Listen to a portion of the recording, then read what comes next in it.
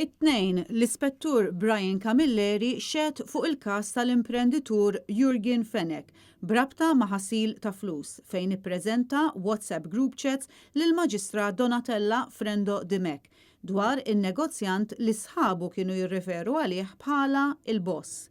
L-Ispettur Camilleri irrefera għal chats li jmorru lura għal Novembru tal-2019 bejn Jurgen Fenek u persuni oħra qrib tiegħu. Iċ-chats waslu għal suspett dwar attività kriminali li tinvolvi lil Fenek u eluf ta' euro li allegatament għaddew għandu minn lob irranġat fil-gazino jew għall-inqas dan huwa dak li joħroġ mill-provi preżentati fil-qorti. ċertu Anthony Farrugia, magħruf bħala il-Buddy u Patrick De Manuele kienu jiffurmaw parti minn dawn iċ-chats fuq WhatsApp, it-tnejn li huma qed jiffaċċjaw akkużi relatati. Persuna oħra li kien jagħmel parti minn dan iċ-chat group kien Nicolas Kakija.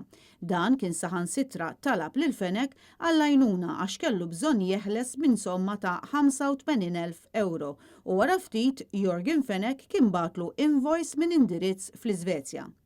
F'sensiela ta' WhatsApp chats, Jurgen Fenek staqsa lil Kakija jekk koċ il-flus bir-risposta minn De Manuele li l-flus għadhom fl-envelop u ftit wara nfurmaħ li l-flus jammontaw għas-somma ta' 26,000 euro.